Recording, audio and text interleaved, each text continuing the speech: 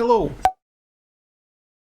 What is happening, people? My name is Robbie and this is the first video I've filmed in probably 6 weeks because I've been very busy and YouTube has fell by the wayside, as has TikTok and Instagram, but I'm back. Back to one video per week. Fridays, Friday afternoon, new video every week. There was a video last week about dividends in 2022, so if you missed that, go back and watch it. Find out how much money I made from dividends in 2022. So last week's video was about dividends and investment. This week's video is a reaction video. That's how it works. One reaction video, one investing video. So today we are reacting to a video by someone called Snewj. I don't know who Snewj is, but it was recommended to me on the sidebar on YouTube. Snewj knows. And the title of the video is Asking Rolex Buyers How They Got Rich. So you know me, love watches, love Rolexes, and love finding out how people got rich. So this one's right up my street. Come to think of it, can't make a video about Rolexes without wearing my trusty Rolex. So let's find out how Rolex buyers got rich. And one quick point to make before this video starts. Not all Rolex buyers are rich. What up guys, my name is Snewj. Welcome back to the channel. Today we are in the beautiful Rodeo Drive once again. Rolex store right behind me. These watches beat the S&P 500 and the people that shop here, you already know, make hella money, bro, because these watches go for 20, 30, 40, 50, 100K. I want to know, what do these Rolex buyers do for work? How much money do they make? And how can we be as rich as them? So you might notice that I'm wearing a different outfit than I was 30 seconds ago. I filmed the intro and then started this video, and then I had like 3 different phone calls and time got away from me, and then I had to make my dinner, take the dog for a walk, scrapped it for the evening. So that was yesterday. My first thought of this video is there are a lot of people who go into Rolex, myself included, who either have no intention of buying a watch that day or are just there to put their name down on a list and they're not leaving with a watch. So a lot of the people he's going to interview might not even be buying watches or able to buy a watch. Maybe he's filtered those people out for the video, I suppose. Name? Steven. Steven, what kind of Rolex is that? Come here, let's zoom into that. It's a sub, blue dial, Good cameraman, focusing more on the guy's forearm than the watch. 41 millimeter. Ooh, do you get to focus? Yes. Okay, that's sick. What do you do for work? The guy says, "Did you get the focus?" And he goes, "Yeah." And it's all blurry. Man, you're out here in the Rolex store, you got a Rolex? Film development, raise money for movies and TV series. Gosh, that's interesting. We never got one of those. So how much can one make per year doing that? You know, if you're a Netflix executive or somebody who works for Warner Brothers or one of those natures, you know, millions a year. It depends on, you know, what millions a year, yeah. So you're telling me the way that he's going like this, that's telling me that there is no chance he's going to tell anyone how much he makes. I wonder if he'll ask. He's giving off the sort of vibe like, you can make good money, but stop asking so many questions. you're in that boat, in that category? Not me. 500K? Higher, lower? No comment. You can't say, okay. I knew it. We'll just keep it at, you know, under $1 million. You can make a living. You can do really well if you work hard and put your effort in, put your time in. If I wanted to be in your shoes and make the kind of money you make and do what you do, what kind of advice would you give to me? You're already doing it. You're out here. Okay, networking. So number one. Okay. Yeah, work hard, perfect your craft. Seems like you're already killing it, you guys. You guys are working hard. We're trying to get a Rolex like you. Look, I got a $150 watch right here. What means more than anything is doing what you love. Doing what you love. Okay, my man. Thank you so much for your time. Got my man. Do what you love. Do what you love seems like work hard. That sort of advice is very vague. Do what you love. I can almost guarantee that when this guy was 14, he did not say to himself, I really want to raise money for films and TV. He probably wanted to be, I don't know, a basketball player or a sportsman of some sort or a race car driver or something like that. I wouldn't imagine that his dream and his passion was always raising money for films and TV. Although I might be wrong. I could be completely wrong. Maybe I'm just being cynical because when I was younger I wanted to be a professional skateboarder and that did not happen, as we can see. And over here you got the something from Louis Vuitton. You got the hold on, come over here. Zoom into the Rolex. What kind I often wondered as well. So this guy has a day date on, and the thing that I see on YouTube, on videos like this, Instagram, TikTok, TV, the Rodeo Drive and Los Angeles in general seems to be, now again, I might be completely wrong, it seems to be a lot of trust fund, rich people, if that makes sense. I could be totally wrong. I could be a mile off, but there's so many young people driving Ferraris, Lamborghinis, Pateks, APs. I'm just waiting to see if anyone in the video just comes out and says, my dad or my mum owns XYZ company and I just get to live the life because of that. But maybe I'm wrong. A Rolex is that? It's a Worko DD. Okay, how much does that cost? About 50. 50K? Damn, when did you get it? I got it like a few months ago. A few months ago? Well, congratulations on your purchase. Yeah. What'd you get from Louis V? I got some cologne. Oh, okay. How much does that cost? About like 360. 360? Ooh. Since you got a Rolex that's 50K on the wrist, what do you do for work? I'm actually Mobile One, Shell, Castrol, just about all the gas station companies. Okay. You know? I'm their motor oil distributor. Really? Yeah. We never got. That guy could not get to the point if he tried. So he's the motor oil distributor. What does that mean? He delivers the oil to petrol stations? One of those? That's crazy. I'm an export import, yeah. What? That's crazy. How much can one Export, import. Well, I was wrong. It would appear that he is not a trust fund kid either. make doing that per year? A nice amount. A nice amount. Can I guess? You tell me higher or lower? Yeah. Okay. 5 mil? 1.2 million. Higher? Yeah, you could make lower, you could make higher. You're over 5 mil, huh? Cop out. on a good year. Okay. If I wanted to do what you did, you know, be in the oil, Yeah. is it the oil industry? Yeah, you call it that. Yeah, the oil industry. How do I get into your position? Like, do I have to? Impossible. Huh? Impossible. Impossible? Impossible. But how? Impossible. Impossible. Mummy and Daddy's company? Am I right or am I wrong? How did you do it? My father started it when he came from Israel. Yes! Yes! Dad started it. Knew it.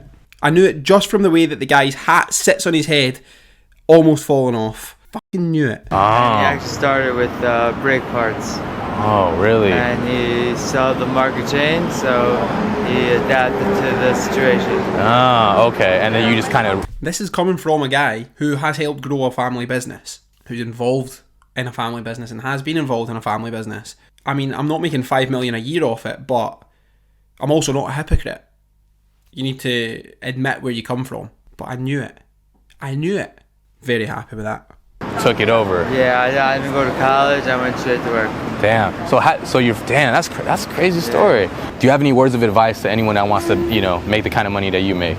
Yeah, just keep hustling. Keep hustling. Read as much books as you can. That's good. Read Books books. is knowledge. Of course. I wish I read more books. Trust Yeah. me. But you're reading now, right? All the time. All the time. Now, is Rolex a good investment? Oh, Rolex is definitely a good investment. Tech Philippe, even better. Better investment. This one better? Yeah, 100%. Why is that? It's just the value goes up every single month. Really? Yeah. So you're saying I should invest in the Patek instead? Yes. Because the tech you get for about 30, Yeah. the next month it go up to 60, 70, Damn. So then next year it'll be like 200K? straight up. What you drinking? Oh man, it's something slight, bro. It's nice little bubbles, little rosé. Okay. You feeling good? This guy doesn't have a Rolex on, I don't think. This could be the example I was speaking of, where a lot of people go into Rolex stores and they don't buy Rolexes because either they can't afford it, they can't get on the list, they are on the list but they haven't been called yet. I wonder which one this guy falls under. I'm going to guess he's on the list for a Submariner. Hey, I'm feeling good, bro. Okay, It's hell yeah. a beautiful day. We out here in sunny California. We on Rodeo. Of course, man. It's a beautiful Rolex. day. Yeah. So you coming out of the Rolex store, right? Right. Rolex buyer, customer. Yep, You got any buyer. Rolexes? Buyer, yep. How many Two. do you got? Two? Two. Which ones? Two. I got a bust down 41. Okay. It's a rose gold as well as it's a two-tone. So it's a Damn. rose and a white. Yeah. And then also have the stainless just all gold presidential. A rose for 25. 25K. And the Prezi was about 35. 35. I think he hit me for a little bit more than he was supposed to. So what do you do for work, bro? If you got Rolexes, for that much? What do you do for work? Yeah, I actually do. It was all retail for a long time, bro. I did retail for a super long time. Yeah. I worked at a place in Canvas, Malibu. Okay. Where I was doing like they sold like luxury art pieces as well as clothing. So we would do like our art pieces would be anywhere from 50,000 to 100,000. So you made like a fat commission off of that. Okay. Yep. Or how much can one make per year doing what you did?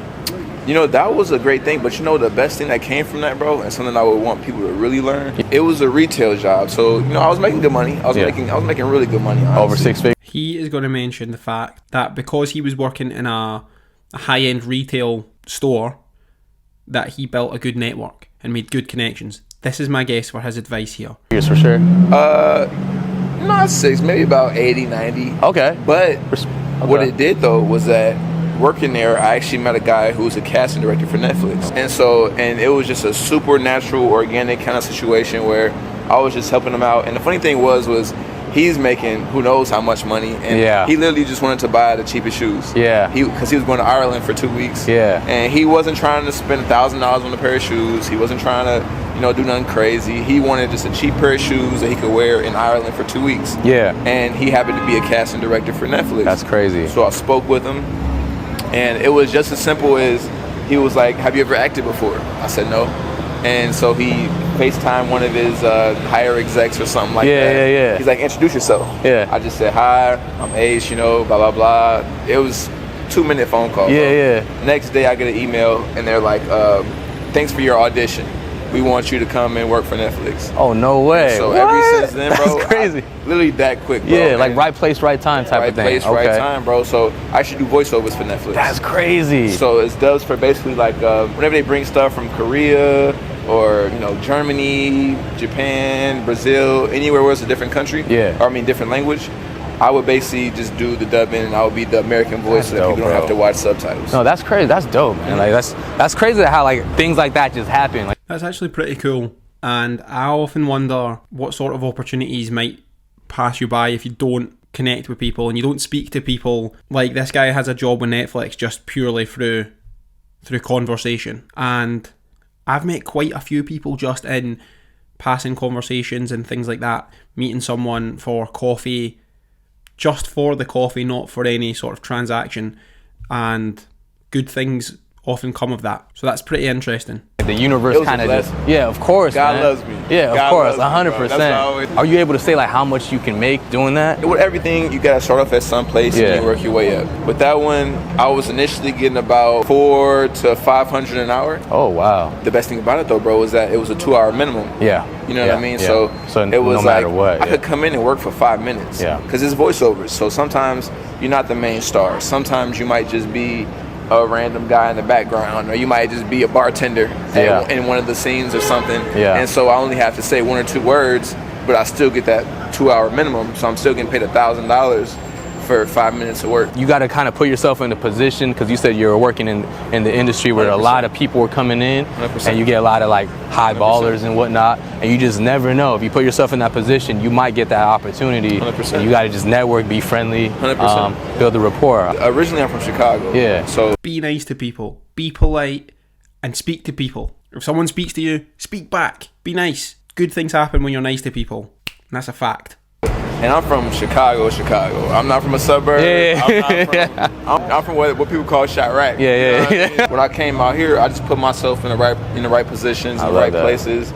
You know, rodeos, the Calabasas, the Pacific Palisades, of course. You know, places like that. And opportunities come when you put yourself in the right position. You will definitely come across things. And it's not overnight. You know, it takes time. But when you put yourself in the right, places like this. Yeah. What do you do for work? I work in finance. Finance, okay. Are you able to say, this guy has money. I don't know if it's the glasses or the scarf or both. This guy has cash. Like, is it for a company or? For myself. For yourself, so you own it?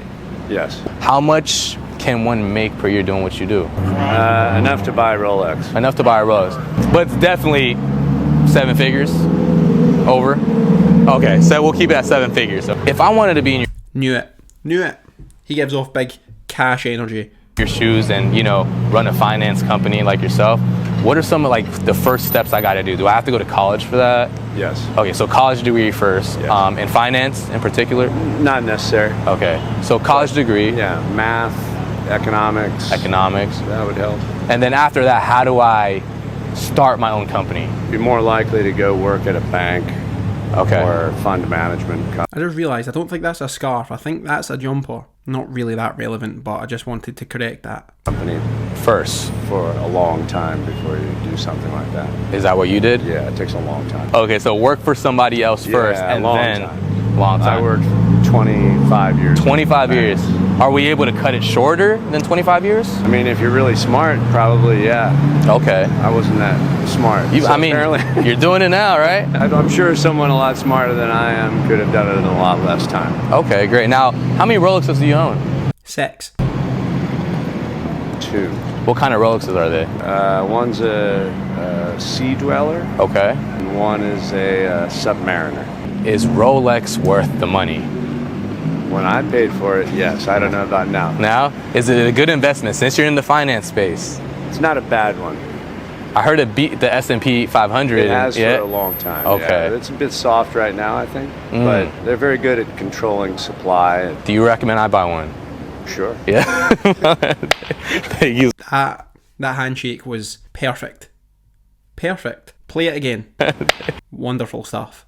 I actually really like that video. I love videos where people are just having conversation about what they do. It's my favourite thing. I love finding out what people do for a living. It's the same reason that I love reading books about people's stories, like biographies. Same reason I like listening to podcasts. I love hearing what people do and seeing if you can just glean one thing from it that you can apply to your own life. For example, the guy who works retail, who now works for Netflix, and he got that job just through being polite, being personable, and speaking to customers nicely. Makes you think, should I be more polite to people and not judge a book by its cover as well? Because you don't know who the person is that you're speaking to. I have a feeling this won't be the last video of Snewj's that I watch, because I did enjoy that.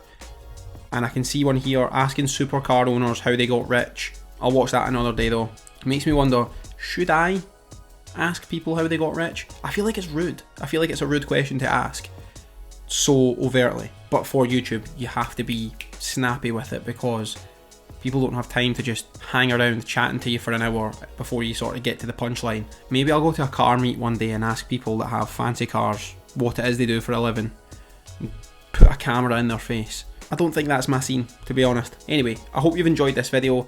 Thank you as always for watching, and I will see you next week. Take it easy.